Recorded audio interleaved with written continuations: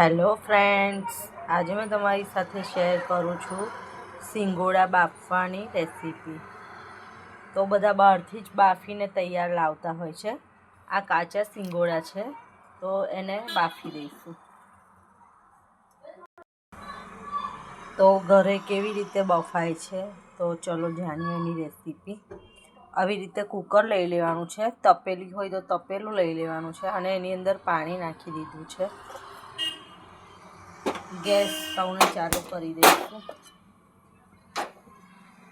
અને આવી રીતે કોટનનો રૂમાલ લઈ લેવાનો છે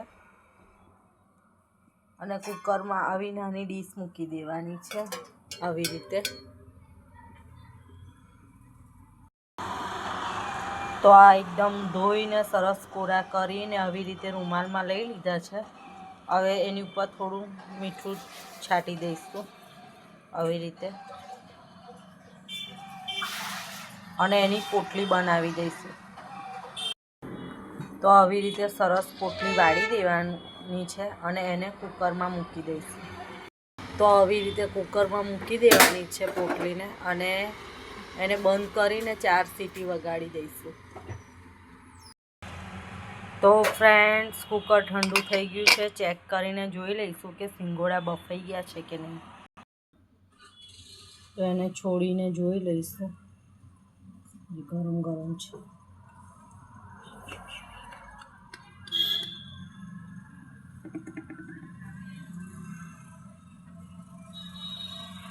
હજુ તો ગરમ ગરમ છે ફ્રેન્ડ્સ, ઠંડા થાય એટલે કાપીને બતાવું છું કે કેવા બફાયા છે। તો ફ્રેન્ડ્સ, ગરમમાં કાપી લીધા છે, વિડીયોમાં બતાવવાનું છે એટલે। તો સરસ બફાઈને એકદમ તૈયાર છે સિંગોડા ખવાયના। તો આવી રીતે બાફીને ટ્રાય કરજો, સેમ બહાર મળે છે ને એવા જ લાગશે, સેમ ટુ સેમ।